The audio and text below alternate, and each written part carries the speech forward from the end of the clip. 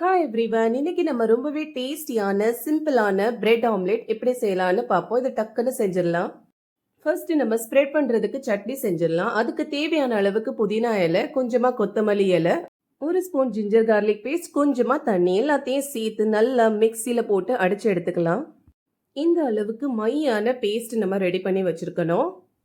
Next ஒரு முட்டை, கொஞ்சம் உப்பு, கொஞ்சம் தண்ணி எல்லாத்தையும் சேர்த்து நல்லா மிக்ஸ் பண்ணி வச்சுக்கோங்க. தவா சூடானதும் கொஞ்சமா எண்ணெய் சேர்த்துட்டு நம்ம எடுத்து வச்சிருக்க முட்டையை அதுல ஊத்திடலாம். முட்டை ஓரளவுக்கு வெந்தோன்னா நம்ம 2 பிரெட் ஸ்லைஸ் இதுல சேர்த்துக்க போறோம். ஒரு சைடுல நம்ம எடுத்து வச்சிருக்க பேஸ்ட்டை ஸ்ப்ரெட் பண்ணிக்கலாம். அடுத்த சைடுல மயோனைஸ் ஸ்ப்ரெட் பண்ணிக்க போறோம். மயோனைஸ் அண்ட் புதினா சேர்த்துக்கனால டிஃப்ரெண்டான ஃப்ளேவர்ல டேஸ்டியா இருக்கும். இப்போ முட்டை நல்லா வெந்தோன்னா அதை அப்படியே ஃபோல்ட் பண்ணிட்டு திருப்பி போட்டுக்கலாம். அவ்வளோதான், நம்ம டேஸ்டியான பிரெட் ஆம்லெட் ரெடி ஆயிடுச்சு. இனி அதை கட் பண்ணிட்டு நம்மளுக்கு வேணும்னா டொமேட்டோ கெச்சப் ஊற்றி சர்வ் பண்ணிக்கலாம். இந்த வீடியோ பிடிச்சா லைக் பண்ணுங்க.